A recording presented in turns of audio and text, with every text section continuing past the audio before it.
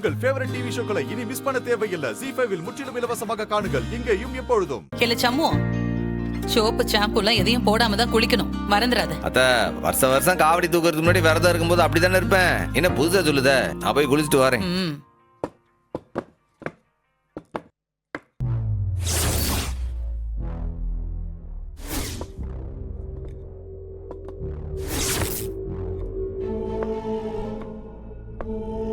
இல்லை, இந்த ஆளை யார்ல கூடத்துக்குள்ள விட்டது? என்னல செய்ய சொல்லுத? நான் இங்க இருக்கேன், அந்த வீட்ல நான் இல்லல.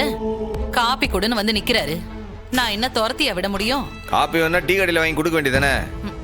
இல்லண்டா திண்ணிலே உட்கார வச்சு அனுப்ப வேண்டியதானே? எதுக்குள்ள விட்டது?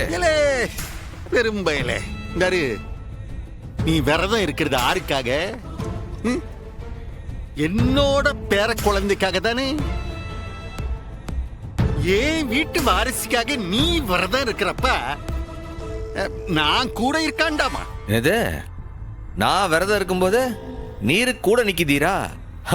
நல்ல கதை தான். ஆமாலே, போய் விரசலா குளிச்சுட்டு விரதத்தை ஸ்டார்ட் பண்ணு.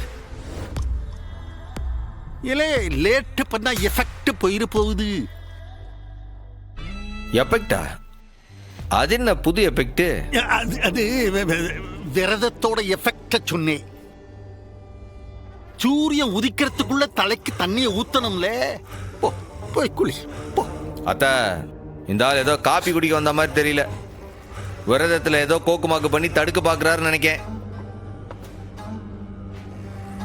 ஹெலே, அந்த மனுஷன் என்ன வேணாலும் செய்யட்டும், நீ போ. நீ உன் விரதத்தை ஆரம்பி. நீ குளிச்சிட்டு வந்ததுக்கு அப்புறம் தான் பூஜை ஆரம்பிக்கணும். நீ போ சாமி.